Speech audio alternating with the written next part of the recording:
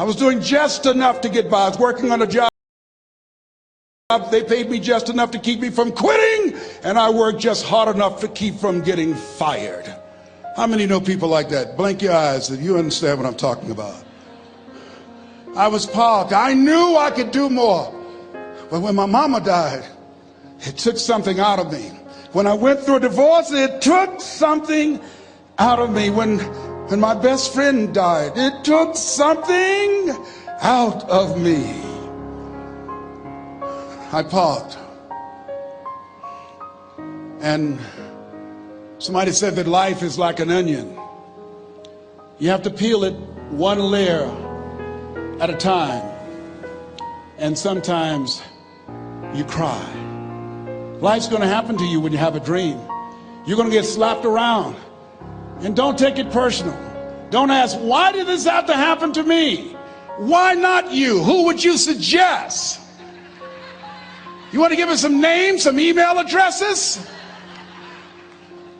And don't tell everybody. 80% don't care and 20% glad it's you. It's called life. Suck it up and move on. Get over it.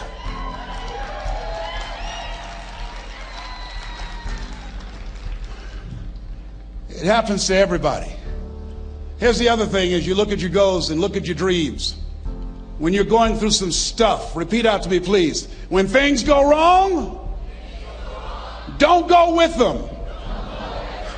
Yes, write that down. When things go wrong, don't go with them. When you're working on a business deal, you're counting on some money. Someone said you will get the loan and it falls through. You have an event and the people that you thought would be there and support you, they don't come through. Or someone turns against you, or you get ripped off. It's going to happen to you. Happened to me. Someone stole all my products. My database, over 180,000 names and addresses. It's not personal. It's going to happen to everybody. It does. 8 out of 10 millionaires have been financially bankrupt. Walt Disney had he filed bankruptcy 7 times and had 2 nervous breakdowns. It's called life.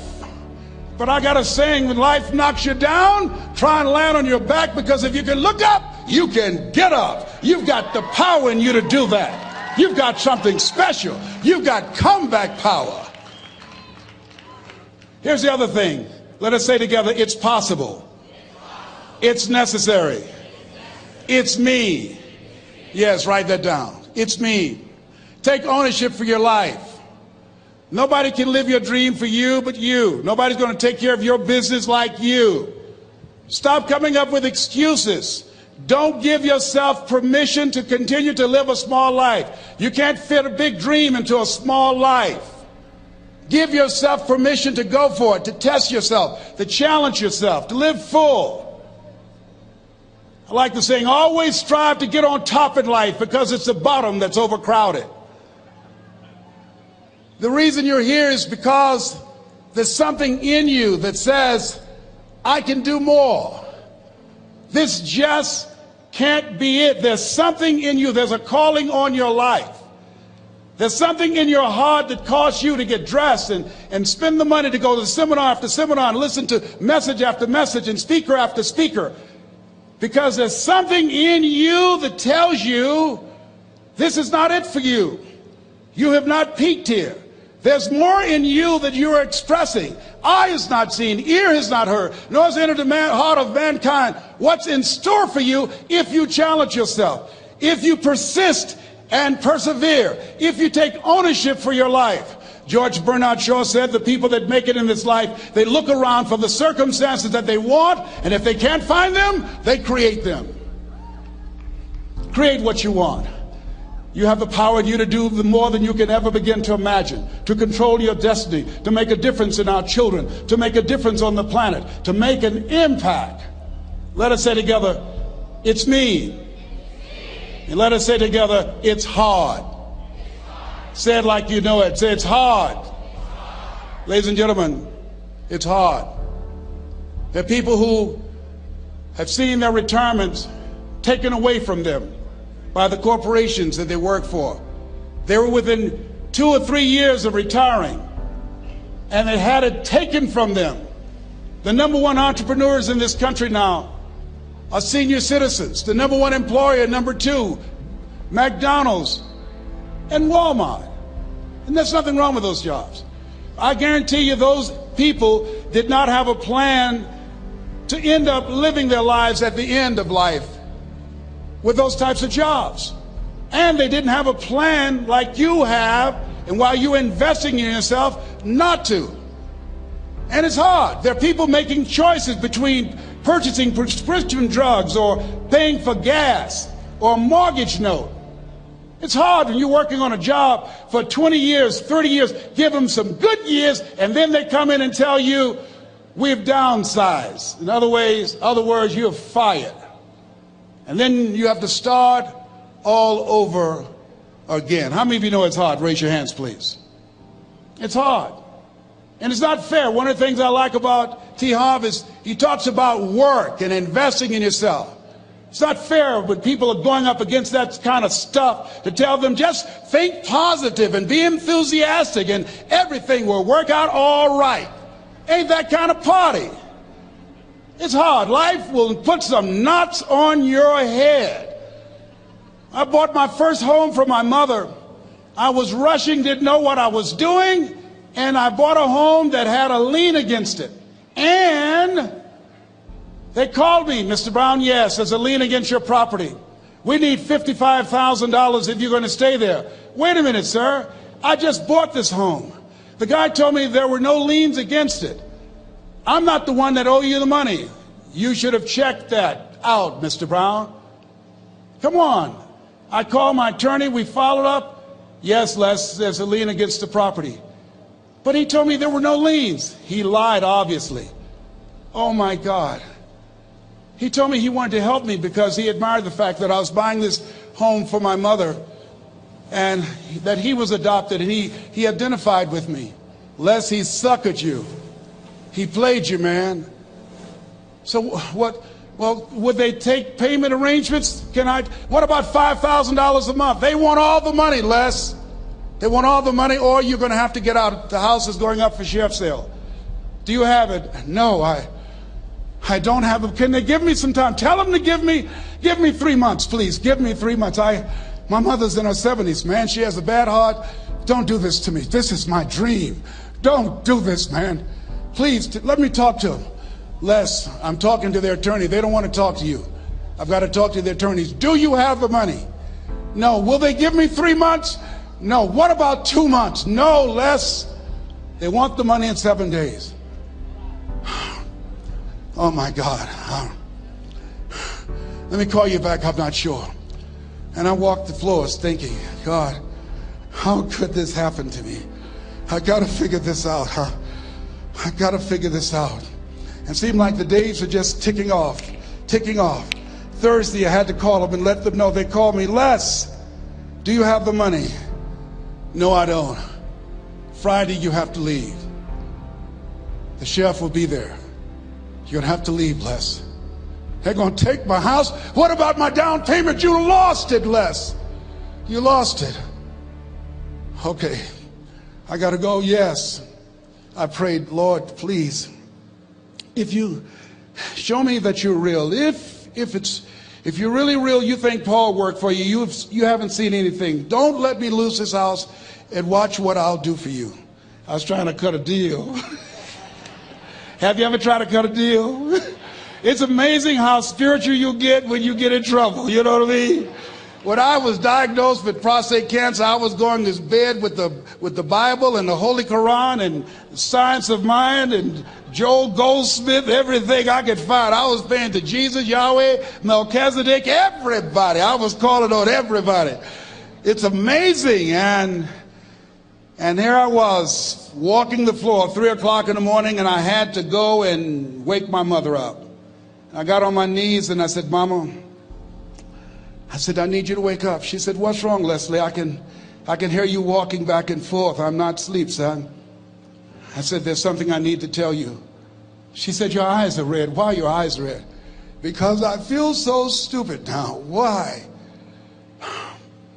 We got to move tomorrow. Why, Leslie?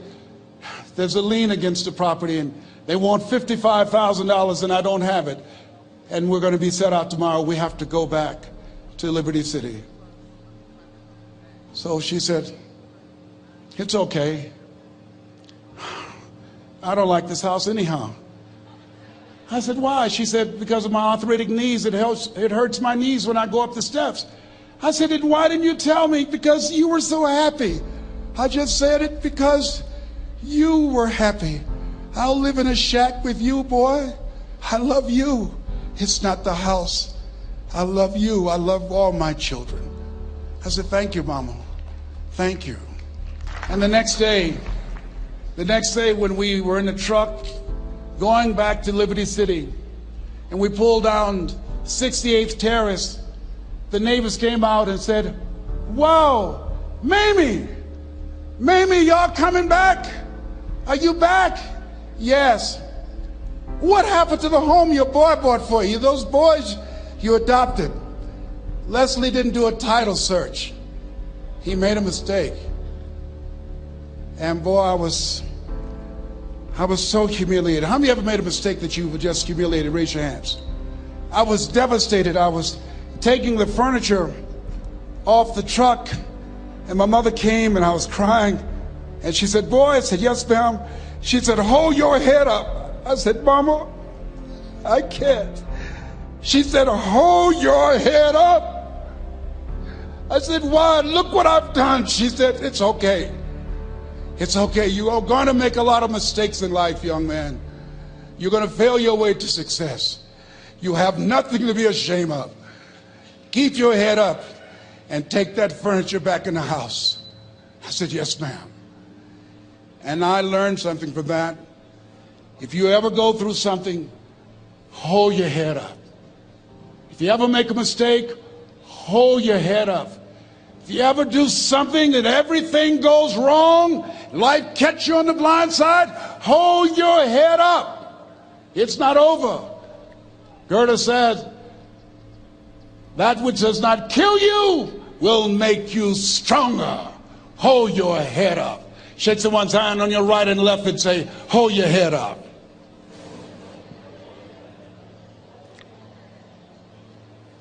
Here's something else, ladies and gentlemen. Repeat after me, please. You got to be hungry. Everybody together, you got to be hungry. I'll never forget Mr. Washington said, Mr. Brown, yes, sir. What do you want to do with your life, young man?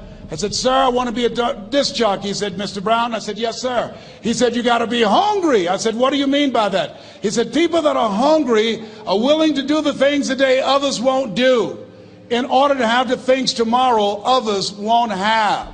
People that are hungry are willing to invest in themselves. People that are hungry will go to seminars and workshops. People that are hungry are always searching, always seeking higher ground. So how do you want to make it? I said, I want to be a disc jockey. He says, good. Here's what to do. He said, I want you to read 10 to 15 pages of something positive every day. He said, you don't get in life what you want, you get in life what you are. You must program yourself to success. He said, I want you to listen to Earl Nightingale and Zig Ziglar. Listen, faith comes by hearing and hearing and hearing. He said, I want you to change your relationships. And I don't want you to ever lose your hunger. I said, what do you mean by that? He said, people that are hungry are unstoppable. People that are hungry are no matter what people. They make it happen no matter what. He said, I want you to listen to Paul Harvey. Who is he? He's the world's greatest communicator. Success leaves clues, young man.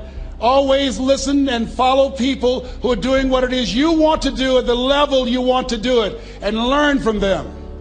I told T. Hobb when we were standing by the stage, I said, hey man, I want to work more with you.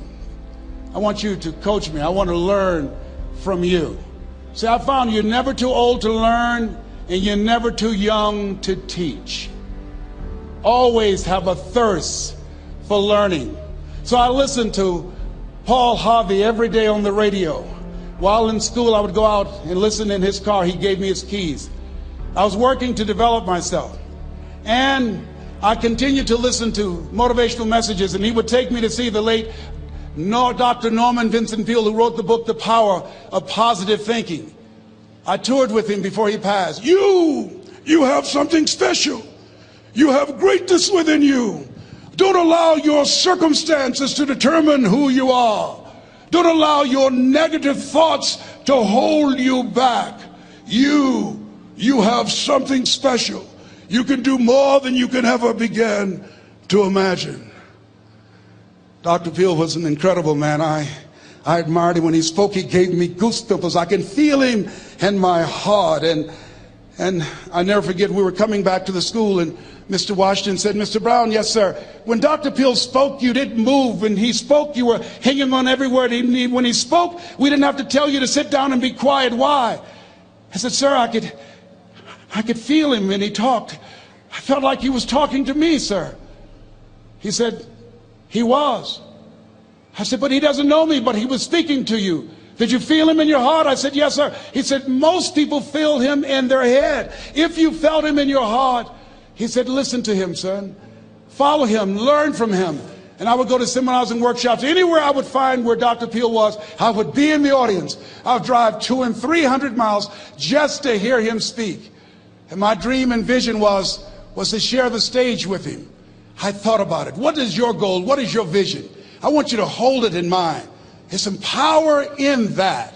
Because when I became involved in speaking, I never forget, I got a call from Og Mandino, who wrote the book, The Greatest Salesman in the World. He said, Les, I'm stuck in Philadelphia. I need to be in Kankakee.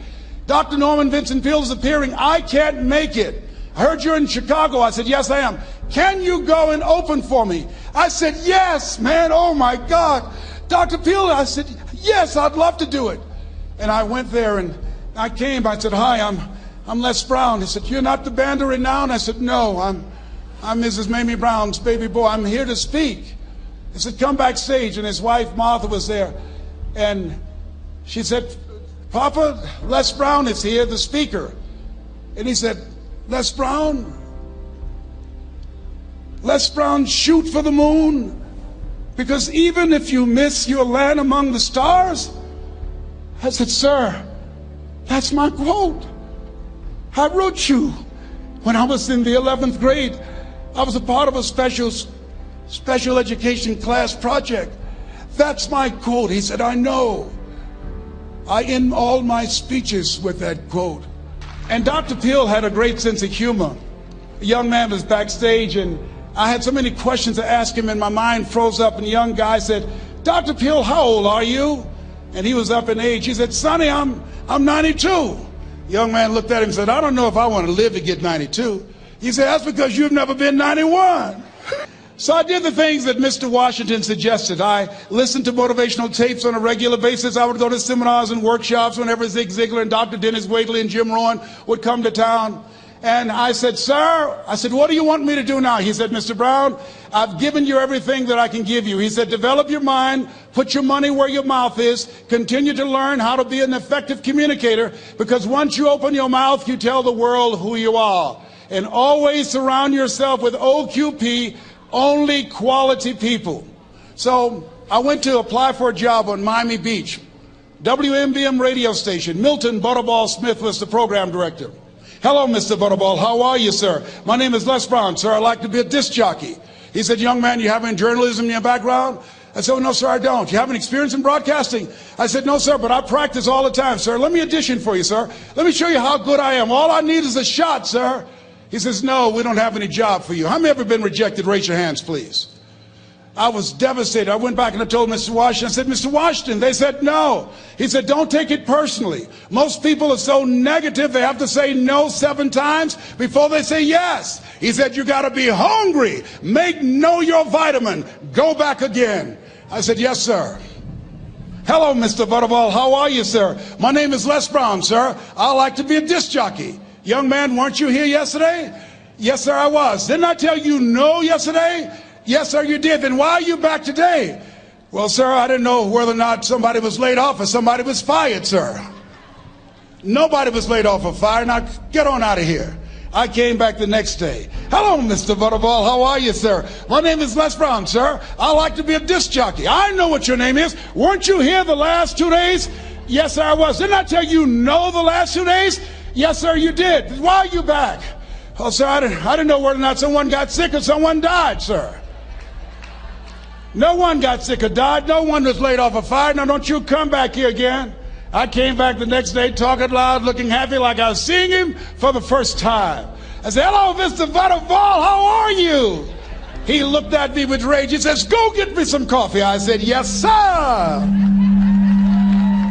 My favorite book says, the greatest among you will be your servant. How many of you are serious about your goals and dreams? Raise your hands. Very good. Write this down. Provide more service than you get paid for. Provide more service than you get paid for. I go to a lot of seminars and workshops. And one of the things I know about T. Harv Eckert, when I was sitting in the class with Robert Ruppel and all of the other presenters, they hold themselves to high standards and they provide more information than anybody else in the industry, bar none. They hold nothing back because their commitment is for your success. And when you hold yourself to high standards, write this down, impact drives income. That's why you're here. Because the training, the seminars, been making a difference in your life. If they did not have impact, 200 or 300 people would be here, if that amount. Impact drives income. So I became the errand boy for the disc jockeys. I would go get their lunch and their dinner, and I would bring it to them in the control room, and I'd watch them working the control boards, knowing my time will come. Write this down. I expect to reach my goal. Yes, you want to operate with a spirit of expectation. I expect to reach my goal. So I started preparing for the next position. Never forget one quote that I heard. As you look at your life, you look at your goals and dreams. It's better to be prepared for an opportunity and not have one than to have an opportunity and not be prepared. If you expect to reach your goal, prepare yourself now. And so then pretty soon, the guys at the station, they begin to take a liking to me. Write this down. Build relationships. As you're aware, people deal with people that they know, like, and trust. And so they would say, Leslie, yes, sir. Come here, yes. Come outside. Who did this? Oh, your car? Yes. Who cleaned my car? I did, sir. I would wax their cars on the weekend, inside and out. How much do you charge? Oh, nothing, sir. I just sworn to help out. I was providing more service than I got paid for. I was building relationships. They said, whoa, look here. Donna Ross and the Supremes are coming to town. The Four Tops and the Temptations. Here are my car keys. Pick them up for me. Take them to the Fontainebleau Hotel on Miami Beach. I said, yes, sir. I would drive them all over Miami Beach in the big, long Cadillacs. I didn't have any driver's license, but I was driving like I had some. Then one day, it was a Saturday afternoon, a disc jockey by the name of Rockin' Roger was drinking while he was on the air. It was a Saturday afternoon, and I was the only one there. Rockin' Roger got so drunk, he could not complete the show. He started slurring his words. He's about to fall off the chair. And there I was, looking at him through the control room window, walking back and forth, young, ready, and hungry. I was saying, drink, Rock, drink. Drink, Rock. I'd have gone and get him some more if he'd asked me to. Then pretty soon the phone rang. It was the general manager, and I answered the phone. I said, hello? He said, young boy, this is Mr. Klein. I said, I know. He said, Rock can't finish his program. I said, I know. He said, would you call one of the other DJs in? I said, yes, sir. I said to myself, he must think I'm crazy. I called my mom and my girlfriend, Cassandra. I said, y'all come out on the front porch and turn up the radio. I'm about to come on the air.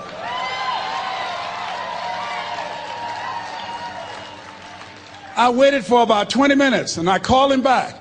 I said, Mr. Klein, I can't find nobody. He said, young boy, you know how to work the controls? I said, yes, sir. He said, go in there and segue the record, but don't say nothing here. I said, yes, sir. I couldn't wait to get old Rock out of the way. I put on a fast record. I said, look out, this is me, LB Triple P, Les Brown, your platter playing papa. There were none before me, and there will be none after me. Therefore, that makes me the one and only. Young and single and love to mingle, certified, bona fide, indubitably qualified to bring you satisfaction and a whole lot of action. Look out, baby, I'm your love man. I was hungry. I was hungry. Get old man a round of applause. I was hungry. I was hungry. You got to be hungry. Shake someone's hand on your right and left all around you and say, you got to be hungry. You got to be hungry. To get those dreams out of your head and step into your greatness, you got to be hungry. To get those ideas, that talent, that gift out of your system, you got to be hungry. To get up off the canvas of life and understand what Willie Jolly meant, that a setback is a setup for a comeback, you got to be hungry.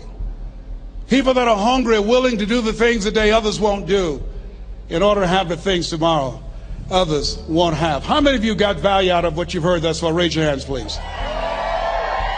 Very good. I'd like to leave this with you. I don't know what your goals are. I don't know what you want to do. Here's what I know about you. You have greatness within you. Here's what I know about you. I can help you to live full and to die empty. I can show you what I've learned. If anybody told me that I would be doing what I'm doing now, I leave here today, I go to New Orleans and speak there, then I'll be flown to Barcelona. If anybody told me, given my circumstances, born in an abandoned building on a poor section of Miami, Florida, called Liberty City, both my birth parents stood up and said, hello, son, I would not know either one. Being labeled educable mentally retarded, put back from the 5th grade to the 4th grade, failed again when I was in the 8th grade, no college training. Anybody told me the principles that I would teach you, that they would have the impact that it has had on my life. This Les Brown that you see, I did not know he existed. And I tell you that you have greatness within you. You have the ability to do more than you can ever begin to imagine. Come into the room with me, and I guarantee you your life will never be the same again. I like to leave this with you. I don't know what your goals are. Mine is to find a cure to autism. Mine is to find a cure to breast cancer and to prostate cancer. Mine is to work with our youth and to reduce the recidivism rate in our prisons and help young people learn how to become an asset to our society rather than a liability. Mine is to train speakers to become great communicators, to speak from their heart, not their heads, and teach them how to impact and create a new conversation so people can see the possibilities of life and overcome the possibility blindness that held me hostage for 14 years. I don't know what your goals are, but here's what I know about you, and I don't know you. You've got greatness within you. And I like to leave this with you, something my mother used to love to hear me say. Leslie, yes ma'am, mama. Say that thing for me, boy, that makes me feel good. I dedicate this to you, to the greatness in you, and to the dream that you showed up on the planet to produce. And it's simply this. If you want a thing bad enough to go out and fight for it, to work day and night for it, to give up your time, your peace, and your sleep for it. If all that you dream and scheme is about it, and life seems useless and worthless without it, and if you gladly sweat for it and fret for it and plan for it, and lose all your terror of the opposition for it, and if you simply go after that thing that you want with all of your capacity, strength and sagacity, faith, hope, and confidence, and stern pertinacity,